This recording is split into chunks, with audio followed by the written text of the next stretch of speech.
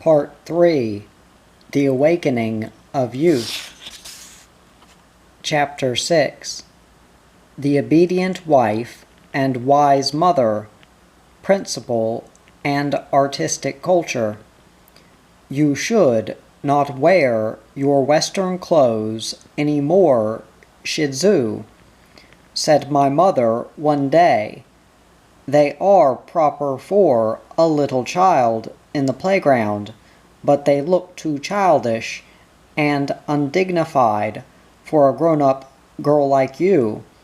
Don't you realize that you are to prepare to be a good and beautiful bride soon? I loved my Western dresses, which my father had brought back from London, and was allowed to wear them for playing out of doors until I was 12 years old.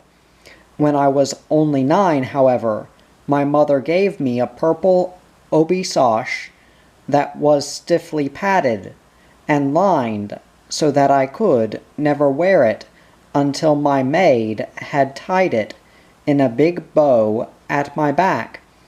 I longed for a peach or a red sash without a lining, but my mother was definitely determined to train my body to endure all the uncomfortable stiffness of Japanese clothes.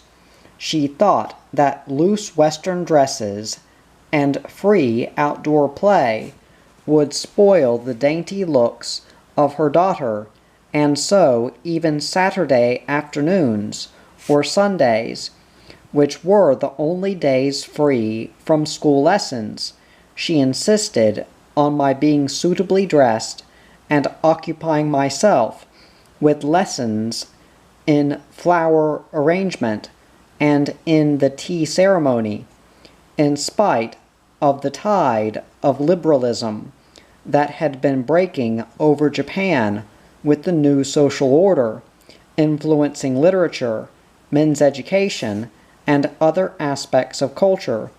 Women's world remained true to the conception which survived from the feudal age. A good wife and a wise mother. How well these words sound! Indeed, there could seem to be no objection to them in any society or age. But when we peel off the skin from this perfect fruit of feudalism, we expose bondage to husbands and subjection to the tyranny of the family system as a whole. Consciously or unconsciously, my mother taught her daughter to crush her desires and ambitions, and trained her to be ready to submerge her individuality in her husband's personality and his family's united temper. Girls were to study first of all how to please their husband's parents with absolute obedience. My mother never thought it possible that I should become a good companion, discussing social problems or politics with my husband or reading books with him. She was not worried about the plight of women or the state of the nation, but thought it of the greatest importance that she should educate me in such a way that I might not be criticized. She did not wish me to be the sort of girl who did not fall in with the ways of her husband's family. Time and again she told me that this was her greatest anxiety about me, and indeed she could not help this attitude. The possibility of divorce was involved. Unwillingness or inability to conform to the ways of her husband's family was enough excuse for any husband or any mother-in-law to send a bride back to her parents disgraced for life as a divorcee. In the April of my 17th year, the graduation party of my class was held at the Peeresses' school. The girls were delighted with the honor of receiving their certificates of graduation in the presence of Her Imperial Majesty, the Empress Sadako, the present Empress Dowager.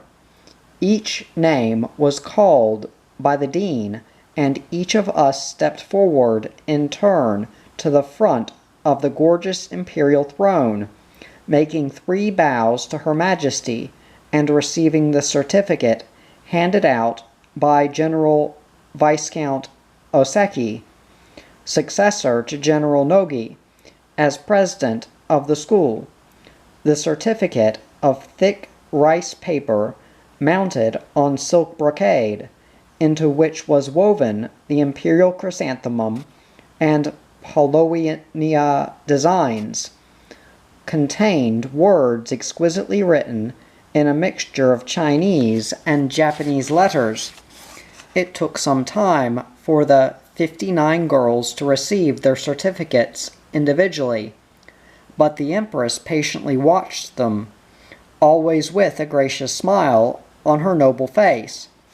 After the ceremony was over, and all the receptions and parties were closed, the girls gathered here and there under the big cherry trees in the school grounds, drenched in the raining petals and in tears over the sorrow of leaving the school where they had spent 15 years, day after day, together enjoying their carefree youth.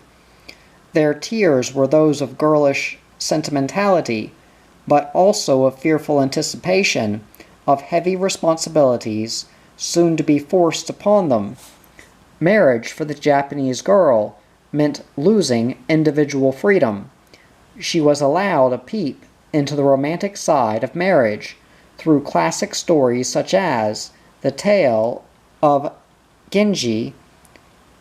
The few books selected for us to read treated of the romance of court life in ancient times, but what the teachers preached in the classroom about a woman's morals and the repeated words from our mother's lips made us aware that a step out from the school gate was a step into the woman's destiny of subjection, where every girl's lot was inevitably cast. 3 of my former classmates were already married, having left school when they were 16. One of them was already a mother. There were also a few who were engaged to be married very soon. Those marriages and engagements were arranged by their families regardless of the girls' individual interest. Little Princess Tame Shimazu had been engaged to Marquis Rite Tokugawa, and her sister had been engaged to the heir to Prince Tokugawa since babyhood in the cradle. Romance may come after an engagement of this kind, but never before, as such girls have no opportunity whatever to know boys other than their relatives. On leaving school, my life changed entirely. A few of my classmates remained in school to take the postgraduate course, but the parents of most of us thought too much. Education spoils a woman's precious virtues, obedience and naive sweetness, and that awakening one's individual desire is the seed of unhappiness. My parents shared this conventional opinion, so I was to keep myself busy with flower arrangement, tea ceremony, cooking and sewing.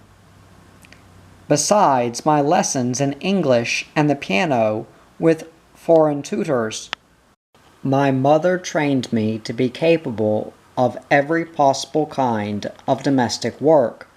I got up at 5 every morning and worked in the gardens, both front and back, helping the servants.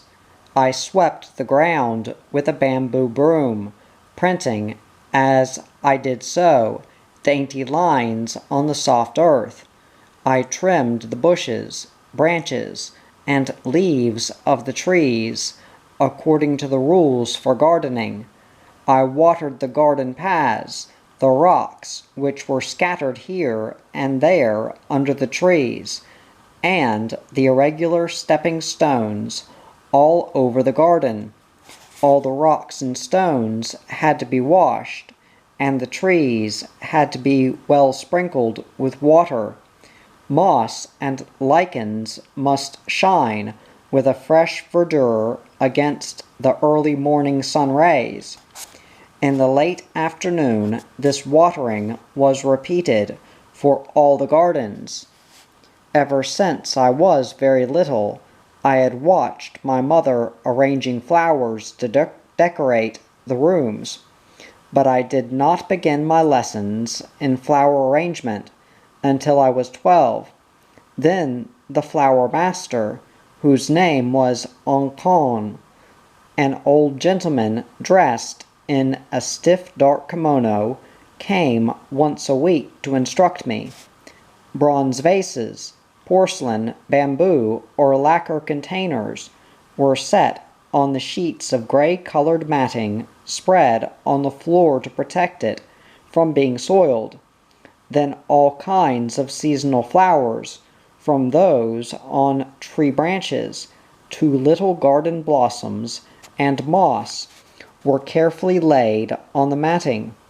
My first lesson was begun in the most formal style, with herbaceous peonies to be arranged in a bronze vase.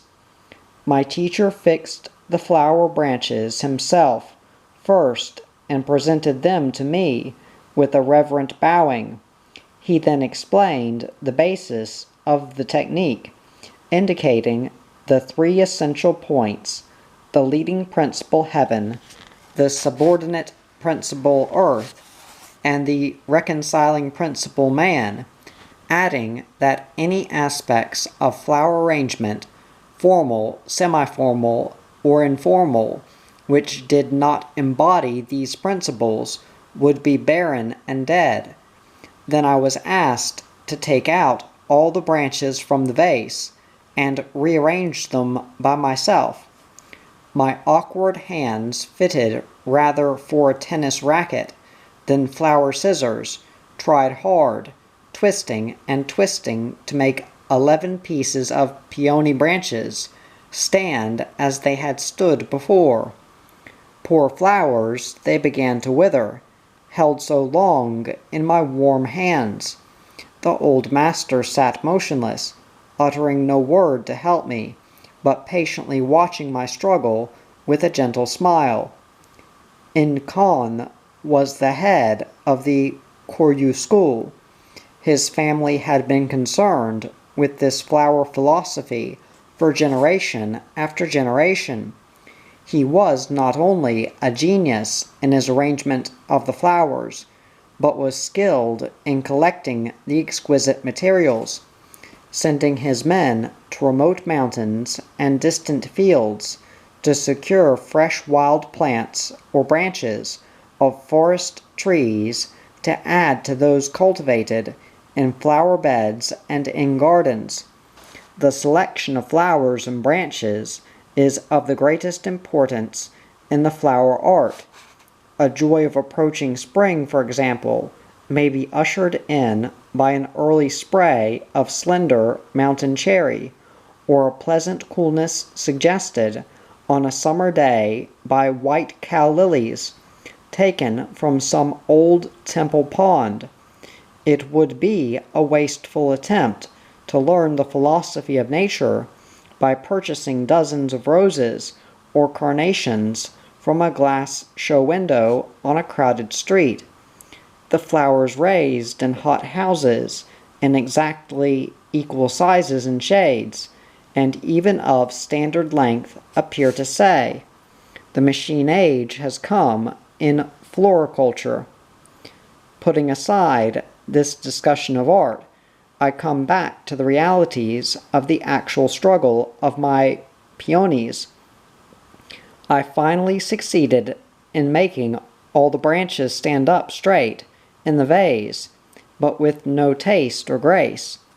5 flowers and 2 buds were turning their faces this way and that, like untrained boys at school. I bowed to my teacher as I offered my poor arrangement. He bowed also to the vase, saying, "What a beautiful piece of art you have executed." But in the very next second he had pulled out all the branches and rearranged them, giving a vastly different effect even to the eyes of a young girl. Then he bowed again, repeating, "What a beautiful arrangement." I was quite embarrassed when my teacher said, "What a fine art," knowing that my attempts were not at all fine art. But later I learned that this master of the ancient cult always commented on his flowers in the same way, even at times when I secretly felt that I had done particularly well or terribly badly. His words never varied. Whether my arrangement was a little better or decidedly worse, he always greeted it in the same manner, "What a beautiful," thus hinting at the meaning of "know thyself" in any line of learning. I continued to study this art until I was married, and again whenever I lived in Tokyo, as there is no limit to what one may learn. Finally, the flower instructor's degree was given to me, with an esoteric manuscript in which 45 secrets of handling flowers were written by the master's own hand, and a name, a flower name, so to speak, was also bestowed upon me to be used in the circle of flower artists.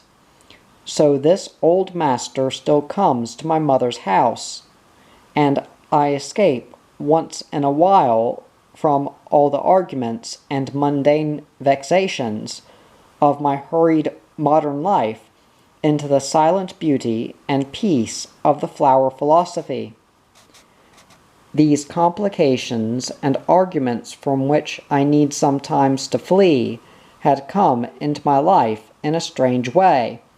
Among my relatives, I was particularly fond of my mother's uncle, who had studied law in Germany, and had been in the judicial department of the government for many years. He must have been quite a westernized gentleman when he first came back from abroad, judging by his big Occidental-style residence. Like many other Japanese, however, as he grew older, he came back to Japanese ways by instinct, tired of the heavy atmosphere of painted rooms with superfluous furniture, pictures, and knickknacks, missing the traditional simplicity of the Japanese dwelling. So he left his active life together with his Western residence and fled to his retiring house, built in his garden among the trees. Uncle Moto devoted the rest of his life to the study of the Zen sect of Buddhism. His little 4.5 mat room, his library, was piled high with Buddhist sutras. He loved Dharma, and his little sutra chamber was decorated with an image in wood, a carved Dharma with big eyes and a dark face, wrapped in red cloth. He also loved to make tea, sitting before the iron kettle in an adjoining ceremonial tea room, the ritualistic atmosphere of which was imparted by dark wood, dark plaster walls, and bamboo latticed windows.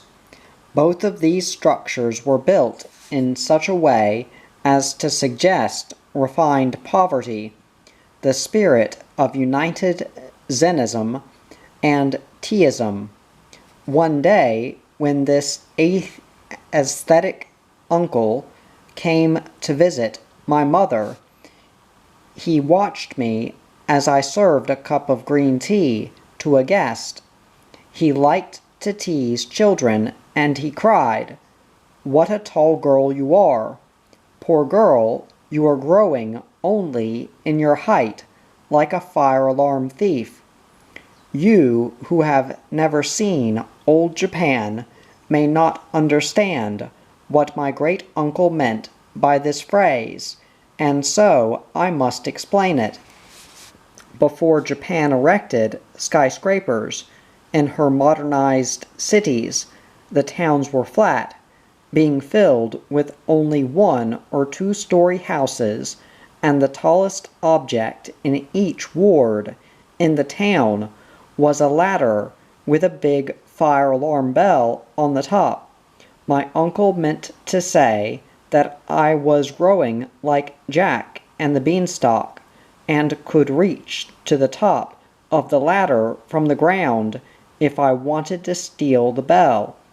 In those days, tall girls did not fit the Japanese standard of beauty, so my mother and uncle agreed that I needed some special accomplishments to offset my height.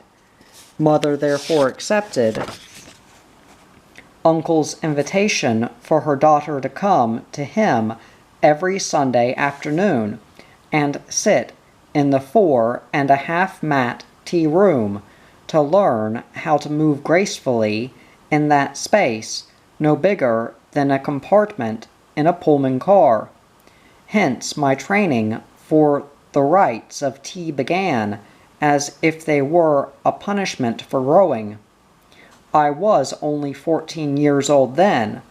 How I envied my brother and cousins who went out to play tennis on Sundays, while I was kept in that gloomy, diminutive tea room, sitting beside the old tea master, listening to the water boiling in the iron kettle on a charcoal fire. The music of the tea kettle had been perfectly described by Kakuzo Akakura in the Book of Tea, and quiet reigns with nothing to break the silence save the note of the boiling water in an iron kettle.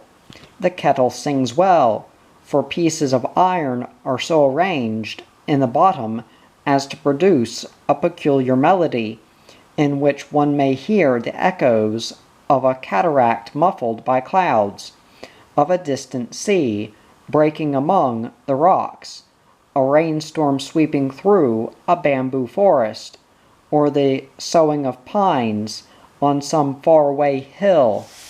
However, it was only in later years that I really learned to enjoy the spotless cleanliness, the deep quiet, and the music of boiling water in my uncle's room.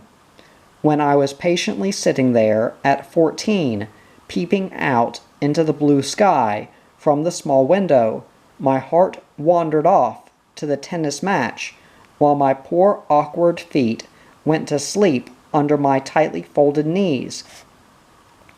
Our tea master, Kawabe, an aged gentleman and celebrated teacher in the Omote Senke School of Tea, sat always next to the low platform, the tokonoma, on which the ceremony is performed. Besides me, there were present also my great-aunt Moto and one of her daughters with her friend, young and naughty like myself. Aunt Moto had the true tea connoisseur's taste. She arranged flowers on the tokonoma according to the spirit of this rite, for an explanation of which I must quote again from Okakura. It is essentially a worship of the imperfect, as it is a tender attempt to accomplish something possible in this impossible thing we know as life. I remember that Aunt Moto liked to put into the clay vase a twig with only one leaf, shaped like a broken paper umbrella. I remember, too, the fact that I paid little attention to what my aunt had tastefully arranged on her tokonoma as a finish to the aesthetic atmosphere of the room, being more interested in the porcelain bowl in which she always served the sweet cakes, which go with ceremonial tea. My irreverent teammate and I never failed to take one every time our turn came to swallow the regulation 3.5 mouthfuls of the bitter beverage. I continued to keep up my lessons in the tea ceremony until I was married, repeating the same every Sunday. To comprehend the tedium of this study, a knowledge of its details is necessary. First, I had to carry a water pitcher, a small lacquer tea caddy, a bamboo dipper, immaculately white linen napkin, and other accessories one by one from the ante room, the Mitsuya, to the tea room. Then I had to arrange them on the spotless mats according to fixed rules which, though seemingly complicated, actually signify the least wasteful labor. Then I made a bowl of tea by pouring boiling water on the finely powdered green tea leaves and whipping the mixture with a delicate brush made of split bamboo. This may sound very simple, but since every object used and every motion of the hand, wrist, and body is prescribed, the tea ceremony is a difficult thing to perform ritualistically. It is really an art of the most sophisticated culture, as Okakura shows, and our home and habits, costume and cuisine, porcelain, lacquer, painting, music, our very literature, all have been subject to its influence. No student of Japanese culture could ignore its presence. I am now grateful to my great-uncle and aunt, who suggested my learning it thoroughly and who gave me a chance to get a knowledge of these tea rites while I was young. It requires ample leisure to practice until one can master the spirit of this art as well as its mechanics. One must reach the power of intuition towards it, just as in the case of flower arrangement. Chapter 7. Mental Awakening. Two great influences affected my girlhood development. My mother, of course, was the one who trained me day and night with love and care to become a good wife and wise mother, and a lady too, versed in the Japanese fine arts. But my young uncle, Yusuke Tsurumi, was the one who first developed the intellectual side of my life. My mother was the eldest of the Tsurumi family, of 8 brothers and sisters. Her brother, Yusuke, who is 12 years older than I, came to live with us after the death of his parents, and at once a new kind of education began for me. It was the summer of my 11th year, and my mother took us to spend our vacation at Shiobara Hot Spring, instead of going to the Kamakura beach as usual. The family doctor had advised my mother that my youngest brother, Hiro, needed the change on account of his delicate health. We all liked the idea of change ourselves, and were excited to be traveling so far for the first time in our lives. Shiobara is famous for its maple blossoms as well as its waters. Today we can reach this charming place in half a day, as traveling has been modernized with electricity and petrol, but in those days it was far from machines and seemed a long distance from Tokyo. For this trip we packed rattan baskets with kimonos, sashes, white two-toed tabi socks, and many pairs of wooden clogs. My mother, my elder brother, 2 younger brothers, a cousin, Uncle Yasuki, and maids made up the company. We started by an early train from Uyeno Station by the park from which many railway lines start to the northern provinces of Japan proper. We traveled 92 miles due north through Musashino Plain, enjoying the everlasting panorama of distant hills and the succession of peaks which drew an irregular skyline at the rear of the immense green land of rice fields and mulberry plantations. When we arrived at Nasu Plain in the afternoon, a cool mountain breeze was blowing, crossing over miles of a wilderness of pampas grass, as if it had come to greet our company. We hired an old-fashioned horse wagon and traveled 10 miles on a white straight country road across the plain between narrow streams of crystal water, westward to the foot of the Shiobara Mountains. It was a surprise for city children to come to a place where there were few people, to see colts that had been playing and eating grass along the road or in the bush run to their dams, astonished by the approach of our wagon.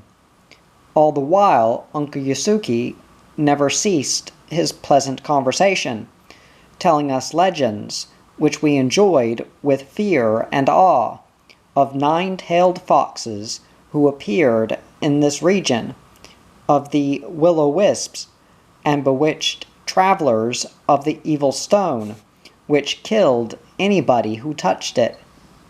As we approached the mountain, the driver changed his horse to make ready for another 4 or 5 miles of hard climbing. Kana-kana, kana-kana, kana-kana-kana.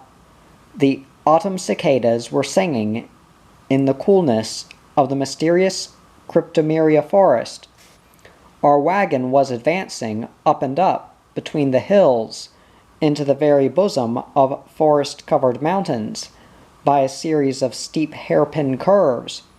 Then suddenly we emerged from the cliffs, and the Broom River came into sight, like a belt of deep cobalt blue with little white waves breaking on the surface.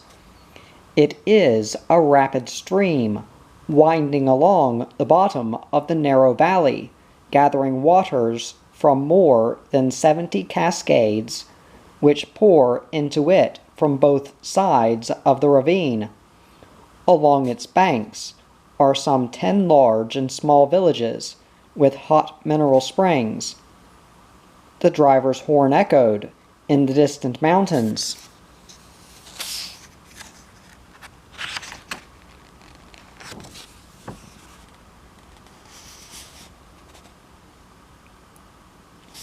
And the stamping of the horses' feet continued like the boom of a drum.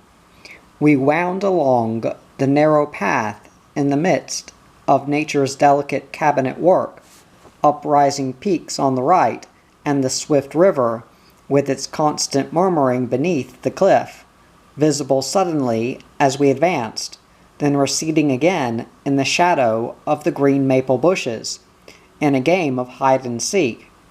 We were thrilled every time our wagon dashed into a dark tunnel of mountain rocks, to emerge again directly in front of a mountain cascade falling down from the edge of a pine-covered peak, as if we were to be dashed into the jade-green basin of the waterfall.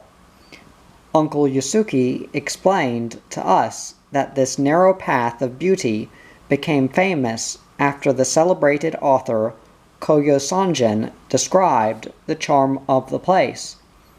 It was after sunset when we ended the day's trip, with its excitement and joy. Old-fashioned kerosene lamps lighted the mountain ends along the river. Soft, dreamy vapor rose here and there from the widely opened windows of bath-houses as our company arrived safely at one of the inns. It was the first time we had ever stayed in a country resort, and we were much bewildered when the host, hostess, clerks, bath clerks, clog keeper, and numbers of young maids all came to the entrance hall, kneeling and bowing to us with words of welcome.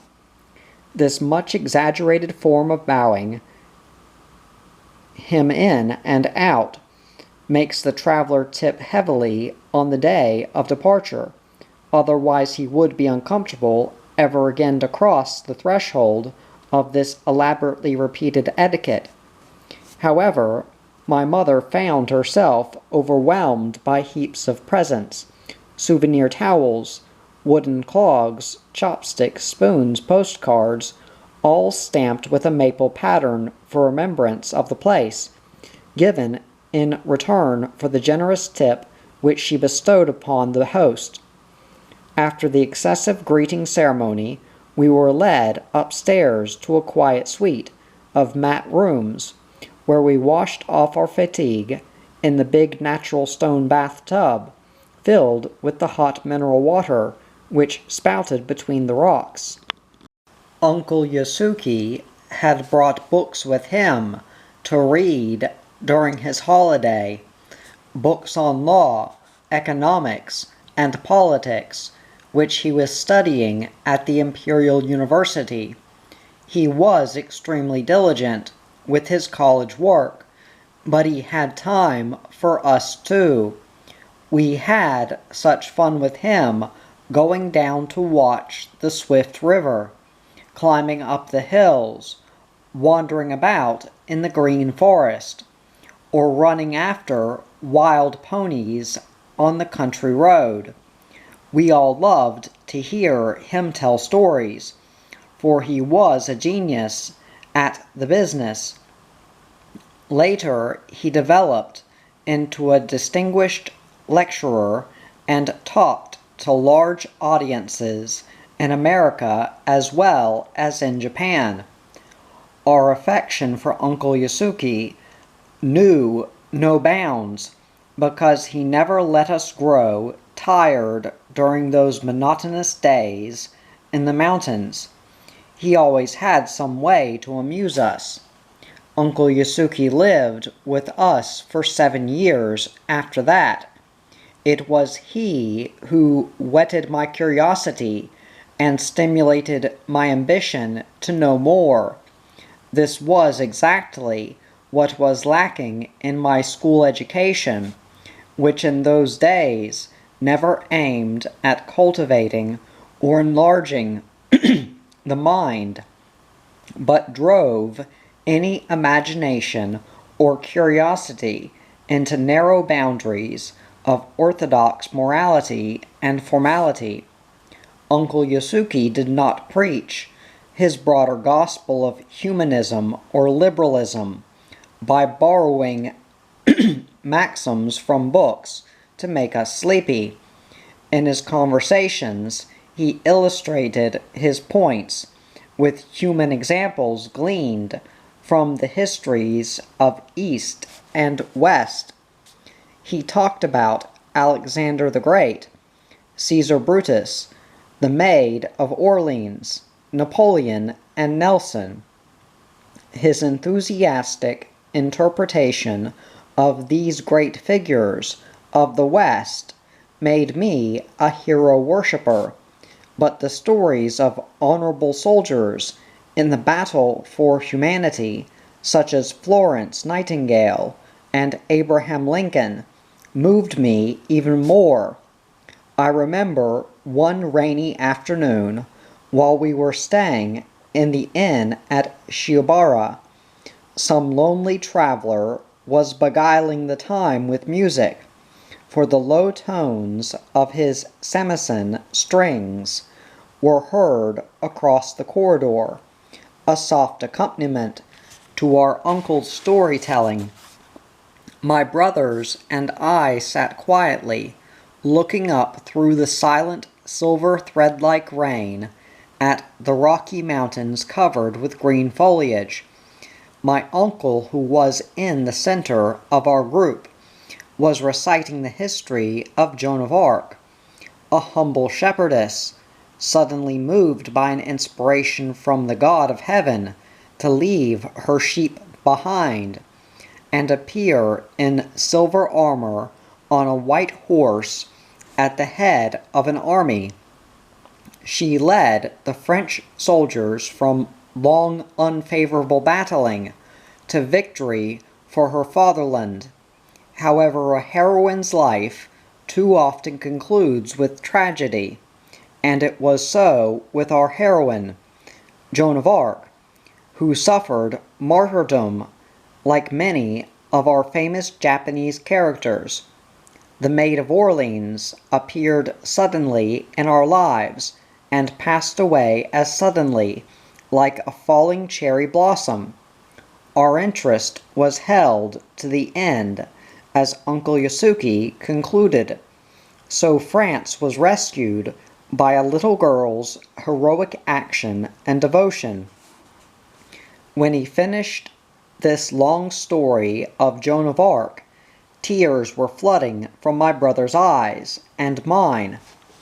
I also loved the story of Abraham Lincoln, his life from log cabin to White House, his act of emancipating slaves in the face of opposing guns and swords. Uncle Yasuki told us about a great book written by a Western woman which helped promote emancipation.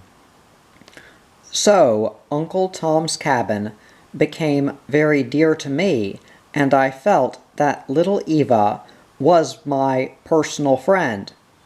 Such strange Western stories charmed us, but Uncle Yasuki also recited stirring tales of Japanese and Chinese heroes. It is curious how children long to hear the same romances over and over. I never tired of Uncle Tom, and in later years, when I had chances to travel in America on crossing the state of Kentucky, as I stood on the bank of the Mississippi River, Tom came to my mind so poignantly that I was convinced that good works of any literature or art are of universal appeal to children. My younger brother, Yoji, used to cling to Uncle Yasuki's shoulder and urge him to repeat his favorite tale about Nasu no Yoichi, the Japanese William Tell. Yoichi was the mightiest archer in a Genji war camp. Uncle Yasuki would begin, as we followed him along the shadowy mountain path beside the rushing stream. The enemy, the Heike clan, which had been in power for many years, finally lost their battles and were driven to a corner of the inland sea, sailing off in a fleet of big boats with young princes and princesses of Heike.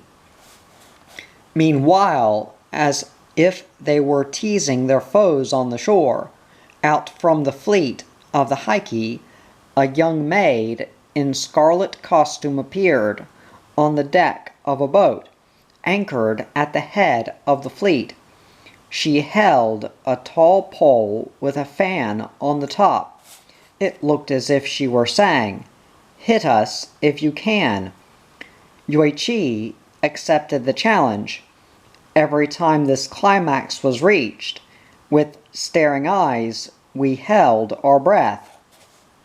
Urging his horse forward, the wonderful storyteller went on, from the beach into the shallow water on the sea. He paused a moment to pray to his god of arrows, God, the ancestor of Genji clan, the god of victory, show mercy on me. Shame would be great if he missed the target. It would not be compensated even by suicide. After a long prayer to his god and a secret farewell to his parents, he set his arrow to the mark, while the maid stood with a sweet smile, holding high the target, a golden fan, with a red rising sun glittering on the waves. On the distant boat rolling and pitching on the water, instantly a white arrow whirled through the bright sunshine, hit the fan in the center of the notch, and the fan fluttered down to the water. Cheers arose, both from the friends on the shore and the foes on the water, and we children heaved sighs of relief. No warrior could fail to admire such skill and such daring, and we young people were all the descendants of warriors. The story of Ch6-7 was my elder brother's favorite. I too loved the Kume, who was full of wisdom, and was likewise loyal to his emperor. The tragic end of his life is well known to those who read the Chinese classics, but I shall not repeat it here, for tales of war occupy too much of the thoughts of the Japanese, both with respect to their own history and to that of our neighbor country. Uncle Yasuki had to continue, day after day, telling this story to the very end, though he did it as briefly as possible. This young uncle of ours had ideals no less than knowledge.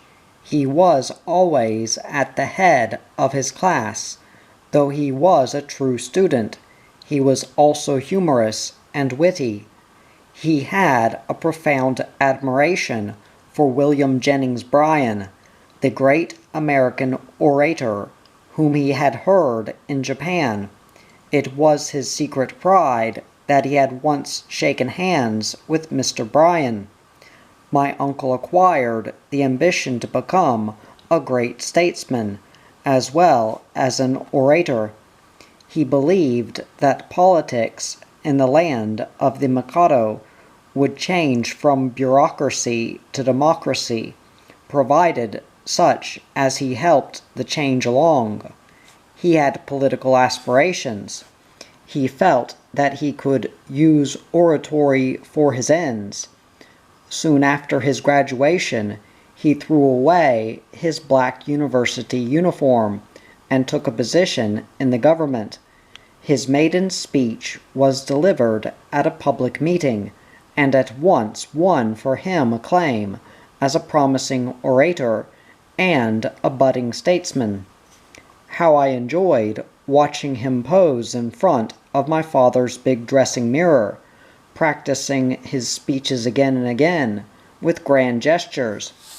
In his newly made suit, with a gay necktie, which he had not quite succeeded in learning to fix properly without his niece to help him, and with his hair thick and lustrous, standing up stiff like a hedgehog's, he would shout. I cannot help my tears flooding from my eyes when I think of the most heroic decision of the great Admiral Togo at the famous battle in the Japan Sea. He raised his voice then and continued, "The Mikado's land cast her fate on this particular battle in the Japan Sea, lying in wait there for the Baltic fleet. For glory or for misery, it rests upon your shoulders.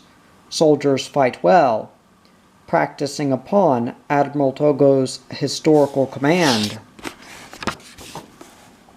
Uncle Yasuki himself was moved by his own grand speech. He paused to weep.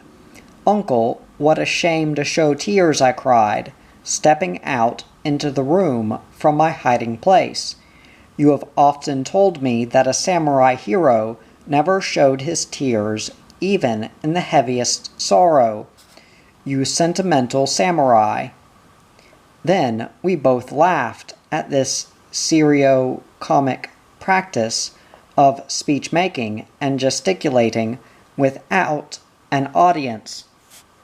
There was no worry about the unemployment of intellectuals in those days, and ambitious boys from the university could make headway in their chosen careers as soon as they graduated.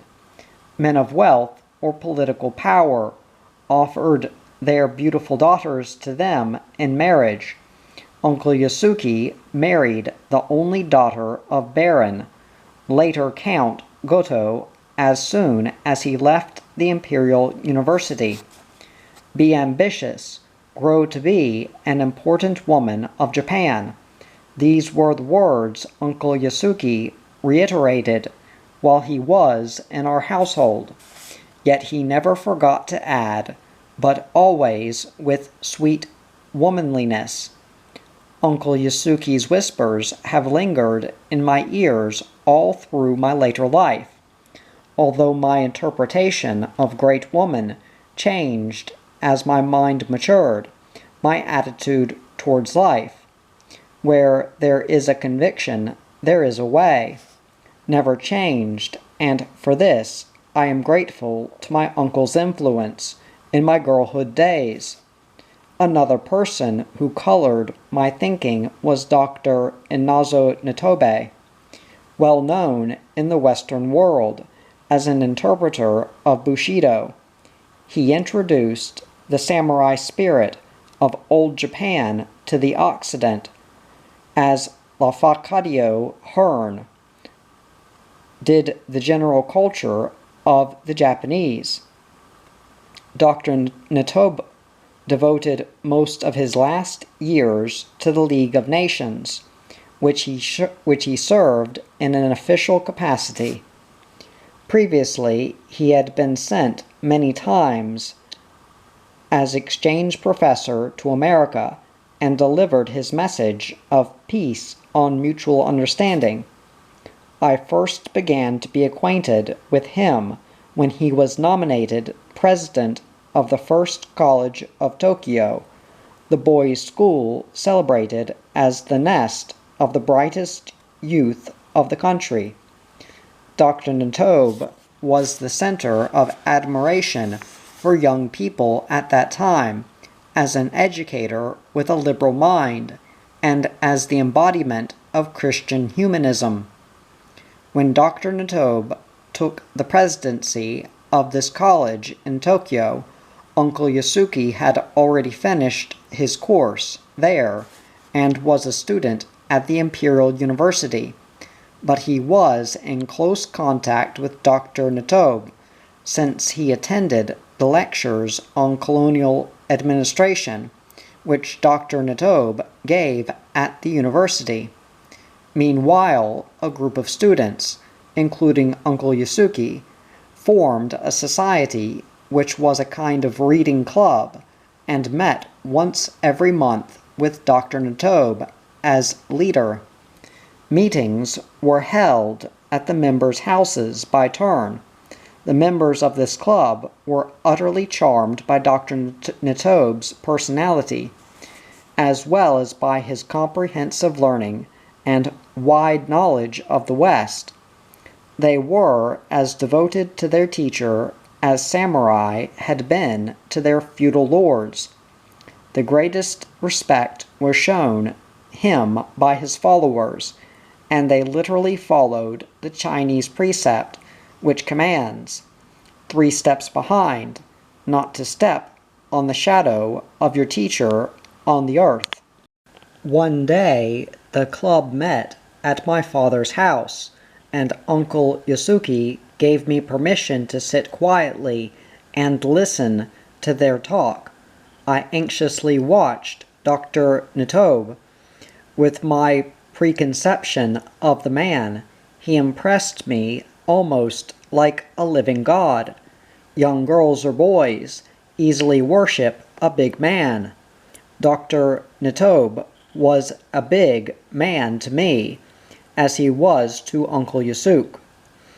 Motionless, I watched him talking to these men about Goethe, Wordsworth, and Tennyson. Of course I could not fully comprehend what they were saying or reading, but such names as Carlyle, Dante, Milton, Kant, Longfellow, and Victor Hugo became familiar to my ears, as I often after this sat listening to this great man with his exceptionally thick eyeglasses. My mother allowed me to wait at table when she served an evening meal to my uncle's guest. It was a high round table, covered with a snow-white tablecloth. At ordinary meals we never used cloths, but kept to the bare low table of fine wood. The usual guests were served on individual lacquer trays, but when she entertained this Christian scholar and his group, my mother used the white linens, which my father had brought back from London. Dr. Natobe did not touch his chopsticks until he finished saying grace, so all the young men around him followed his example. This was quite new and strange to me, who never had seen Christians dine before. Bamboo sprouts, sliced and boiled with soybean sauce, were served in blue and white Kyoto porcelain, and for these chopsticks were available. Beside the sprouts were placed huge pieces of beef steak on white English plates with silver knives and forks as the proper implements. Sake was taboo at this table, for Christians were supposed neither to drink nor to smoke, but fresh strawberries were served with cream and sugar. This combination of Eastern and Western dishes and modes of eating harmonized with what my uncle's guests were talking and laughing about in Japanese, interspersed with many words in English, French, and German, namely the great universe. When the meal was about to end, Dr. Natobe took some pieces of okoko, Japanese pickles made of horseradish, little turnips, and various green vegetables, which were dipped into the brown rice powder paste and preserved to make a delightful sour taste. This is quite a national dish. I had been told that it was not good manners to eat much okoko, although I liked it very much, so I thought this big man of my admiration would not touch such vulgar food. Very delicious, commented Dr. Natobe, taking some more. My wife thinks this okoko is indigestible, and she does not care for its peculiar flavor, so I miss this national dish at home, he explained to my mother, and he continued munching all kinds of pickles until he finished his meal with a bowl of toasted tea which I had poured for him from a painted clay pot. Soon I learned from Uncle Yasugi that Miss Natobe was an American of an old and rich Philadelphia family. The disciples of Dr. Natobe were as devoted to her as they were to her husband. They admired her attitude towards him. It must have been difficult for an American woman to be married to a Japanese, whose position was only that of a professor in a local college in northern Japan, and be forced to stay in so remote a place for some time. The standards of life of Americans and Japanese are materially different, and Miss Natobe endured many hardships, but she never looked down on the Japanese, as many Westerners do, closing their eyes like a blinded carriage horse, unable to see the artistic and spiritual civilization that Japan has been developing for thousands of years, dismissing them as an inferior yellow race whose civilization commenced only 50 years or so ago. In other words, when the yellow race met the white race. I read books given to me by Dr. Natobe. Among them were 2 big volumes called Character Building and Path in Life. I read them over and over, like a Christian girl reading her Bible. Thus I was baptized by the spirit of humanism. Uncle Yasuki was my mentor. Dr. Natobe was my revered minister.